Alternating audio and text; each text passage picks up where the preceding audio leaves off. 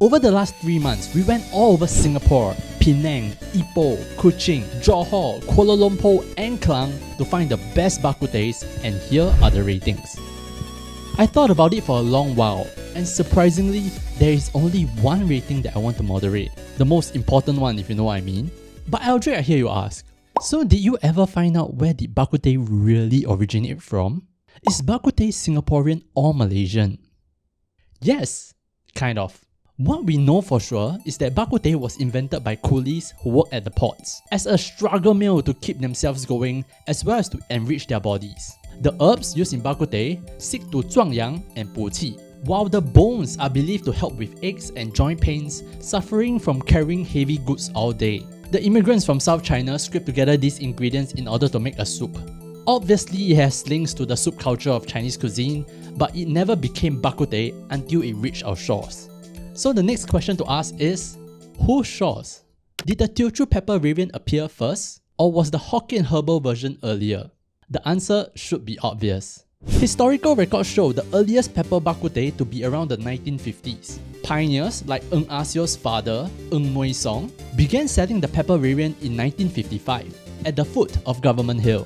But there are traces of the herbal bak kut teh all the way back to the 1920s, maybe even further beyond that. The more obvious clue that the pepper bak kut teh came later is the fact that it's called bak kut teh. Similar to wonton mee where everybody calls it its Cantonese name because it's from Guangzhou, people call bak kut teh its Hokkien name because it's from the Hokkien.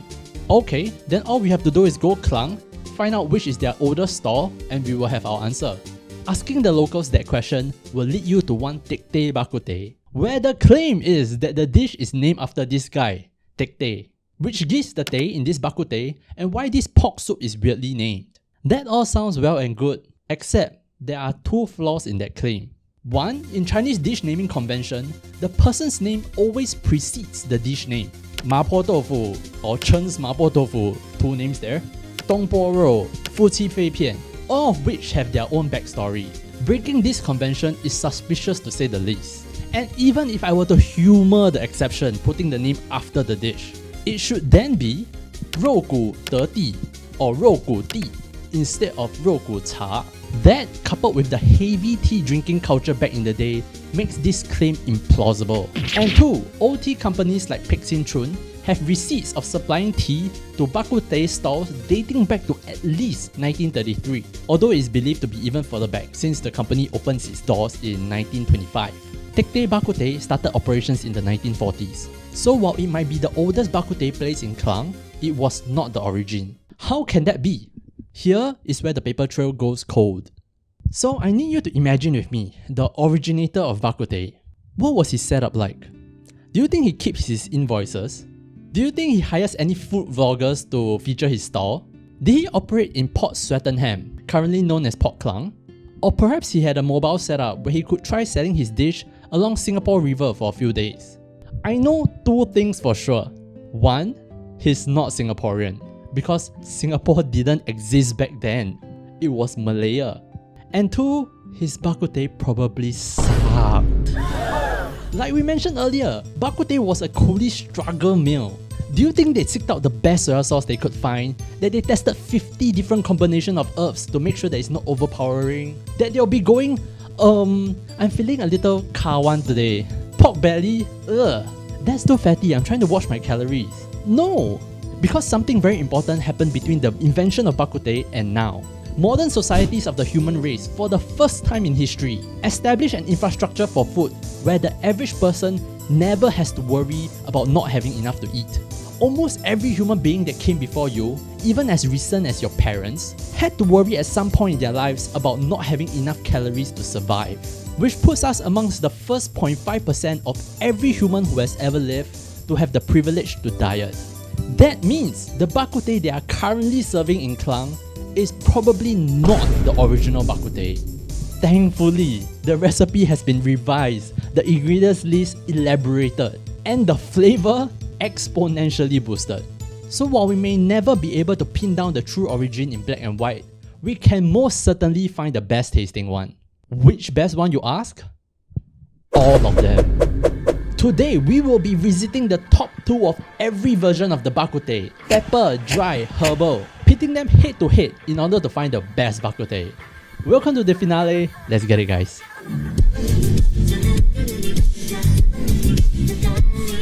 We're back at 团圆肉骨茶, and we can give the award already. The best youtiao in the series goes to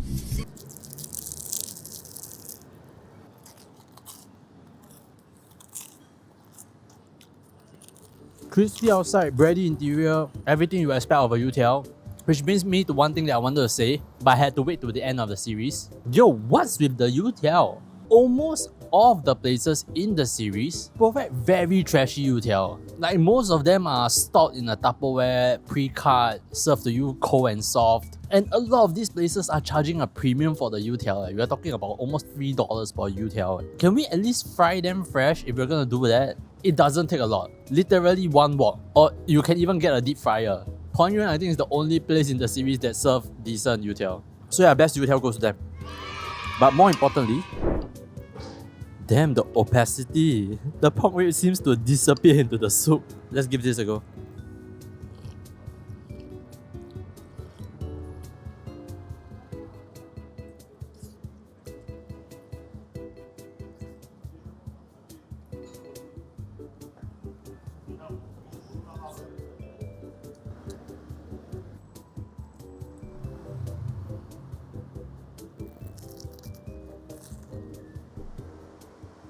I'm surprised we didn't see this more often in the series. The opaqueness of the soup refers to the pork fat that is being emulsified and suspended in the water. And that lends a very creamy, very rich flavor of pork, which fortunately, there is no stench here, so it's really nice. And you all can already tell the similarities between this and the tonkotsu. But the surprising part is that I expected more people to do this. There's of course the school of thought in Chinese soup culture that soup ought to be clear, pretty. But I don't think this is the case scenario for it.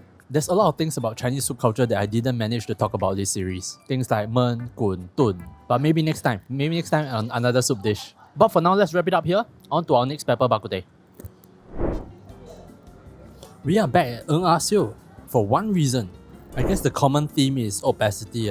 You cannot really see through this soup as well. Although like we mentioned before, it's significantly darker. Let's give this a go.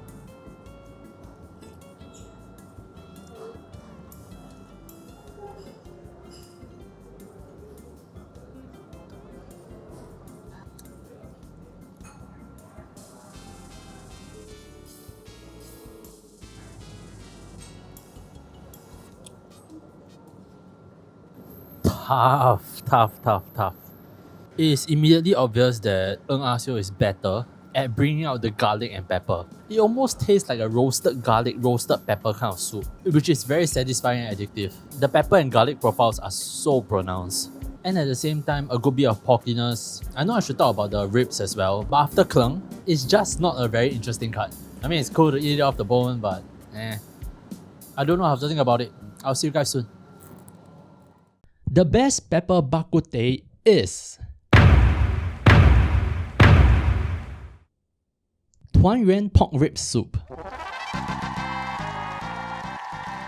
One of the first things I said in this series that I still believe in is that Bak Kut Teh is a meat-first soup. The porkiness needs to be louder than the pepper. That was the case for Tuan Yuan. For Ng Ah Siu, having the garlic and pepper go plus ultra is definitely satisfying. But if I were to choose one, it's Tuan Yuan. So, let's move on to our next matchup.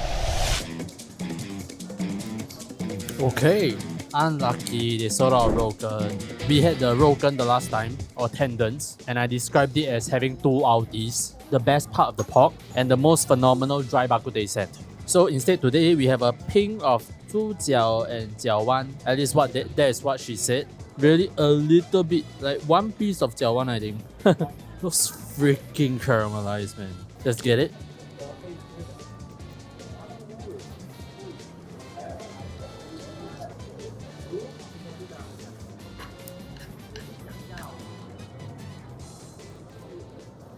This sauce is evil, man. So devilishly delicious. That deep dark caramelized flavor, the animal fat, you can see from the shine of the sauce. I don't even have to glaze it, it's glazing itself. And the cuttlefish, the way they prepare it, I think they cook it with the sauce instead of just using it as a garnish. So the cuttlefish smelliness is really permeated. And I said this before somewhere, I feel like this flavor really leads the dish where it wants to go. Layer on top just the right amount of spiciness to heat everything up without you needing to reach for water. This with the rice is just evil, it's just evil. The texture of the meat, a little hit and miss. Some parts are really nice, you can coax it out with your tongue. Pardon the ugliness. But there are also parts that are rather stubborn. So you have to guess that there are zhujiaos that have spent different amount of times in the pot. They also serve a small bowl of complimentary bak kut teh, although like I said in the Klang episode, this is the more drinkable kind. Less on the meatiness, more on the herbs and the soy sauce. I have to say the average standard of dry bak kut teh in this series have been pretty up there, but this is a notch above. And the best part, our next place has a very real possibility of beating this. I'll see you guys there. We are back at Hinki, and it's a busier day today because it's a weekend. But more importantly, we are here for their 火爆五花片. Still smells as ridiculous as the last time, so I really want to just jump into it. Alright, let's get it.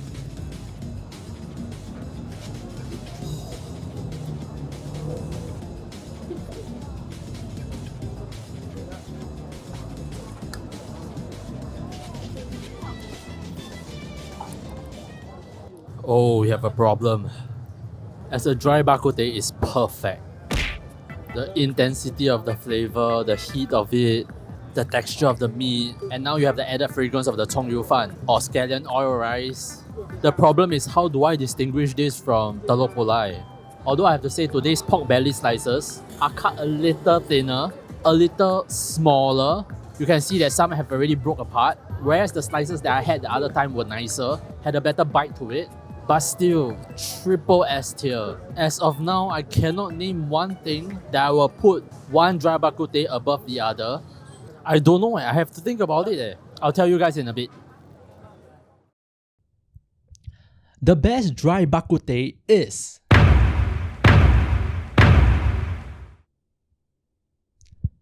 Telok Pulai. I really wanted to give a draw here. The only reason I picked Telok Pulai over Hinki was that you can choose the part that you want for your dry bak kut teh. The tendon dry bak kut teh I had in the previous visit was amongst the best things I ate this year. A minuscule differentiation, but that's all it takes between two amazing dishes. So let's move on to our last matchup.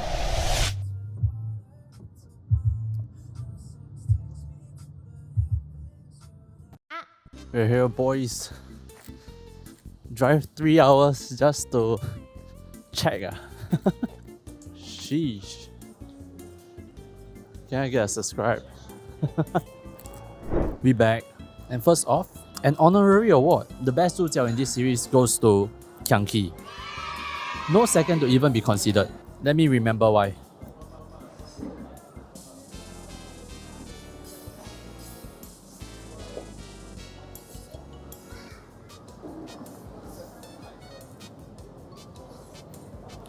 The braise, what a flavor. Although today's is a bit looser, the flavor is not as deep, not as roasty, but still, this flavor permeated all into the meat. I cannot think of a second, honestly. But that's not what we're here for. Our first herbal bak kut teh. And this meat, this cut, isn't this like Huangdi Gu at Hinki? Anyway, let's drink the soup.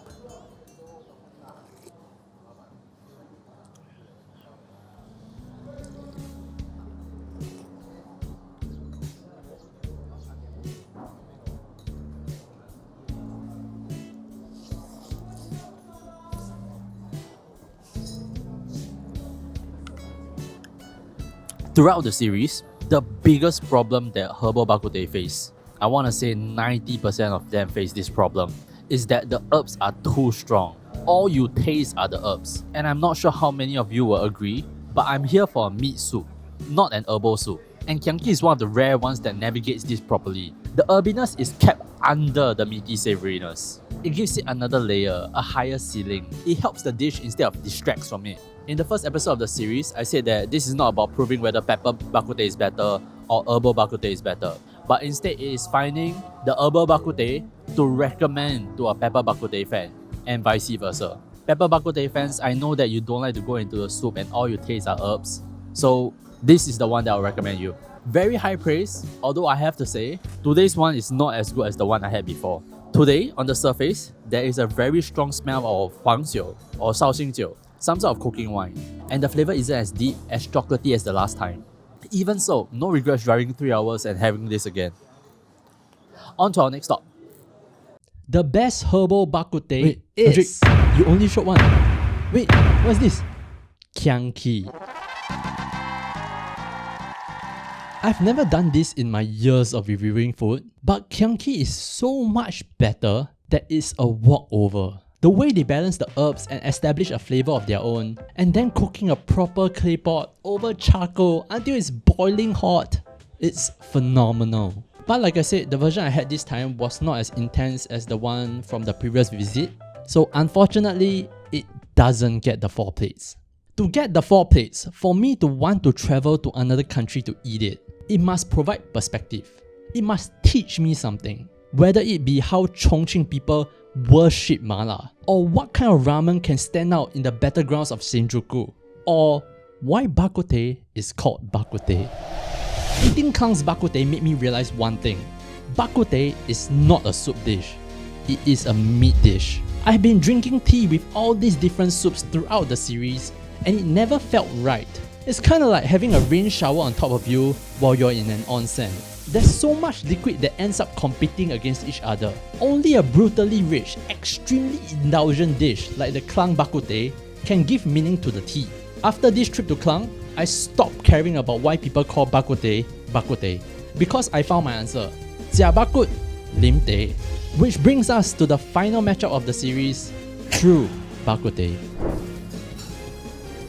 We are back at and I'm very excited for this rematchup because like we said in the Klang episode, consistency of texture is something that is very hard for us to find out. These meats go in a pot all day, so there is bound to be some variability in texture. So I'm very, very curious to find out how this does for our True Bak Kut Teh matchup. They ran out of kawan, unfortunately. It's currently 8 PM, so no surprise. So I went with 大骨, 猪脚, and 排骨. Let's start with the 大骨.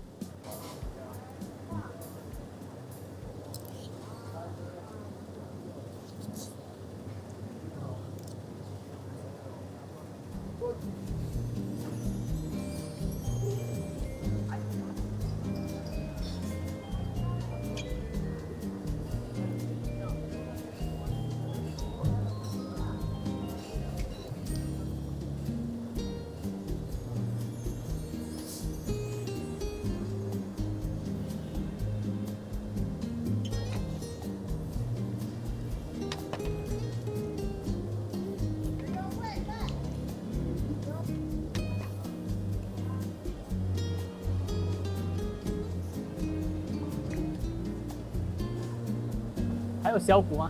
小骨啊？啊，大骨呀？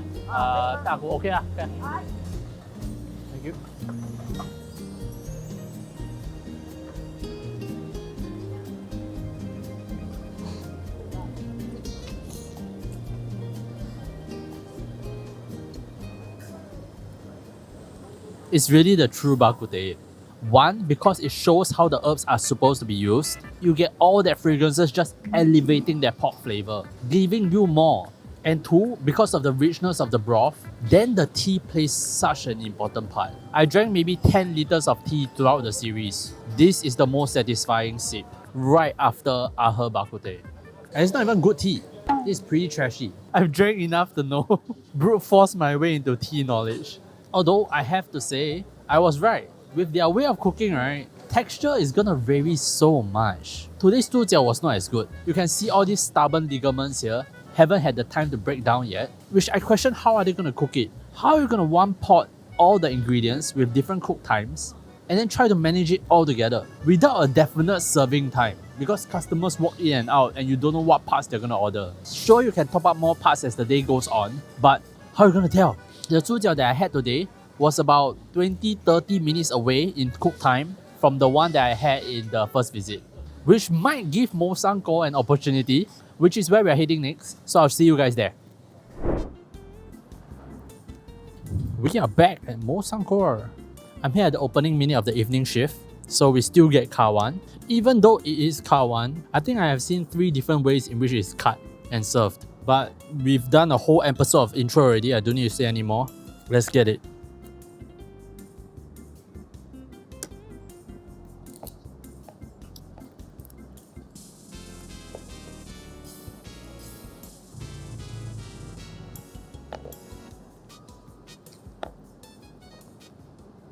Unlucky.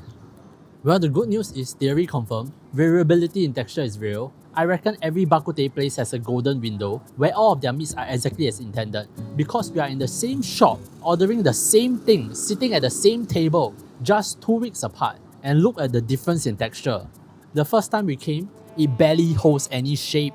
The tendon that was jelly the first time I came now doesn't want to come off the bone. You see how white the insides are? And look at this. This is tendon, this is not bone, and I cannot bite it off. It is a world apart from when we first came here.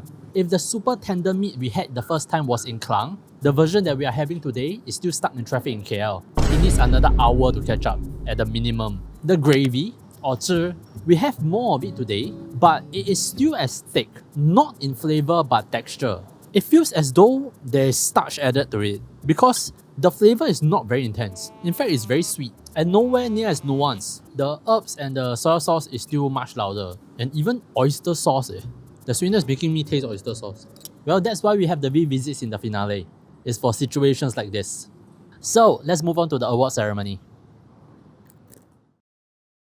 The best True Bak Kut Teh is Herbal Bak Kut Teh. Is there a better Bak Kut Teh than Herb's in Klang? Almost definitely. My short series cannot capture the amount of love this place has for the dish. But amongst the places that I visited and revisited, Herb's version paints the clearest picture of a true Bak Kut Teh for me. It really broadened my perspective. As such, it gets the 4th ever on this channel 4 plates. I will fly over for this dish. And that's it. That concludes the best Bak Kut Teh series. All of the details are in the Google spreadsheet as usual. If you have enjoyed the videos and consider yourself to be an Eldrick viewer, I would like you to not downplay any of the Bak Kut Tehs. It's fine not to like something, but don't say things like pepper water or herbal no taste one. There are good Bak Kut Tehs in both camps, and I really hope that in my small way, I have helped you understand that a little better. But for now, that's all I have for you guys this time. I'll see you in the next video. Bye!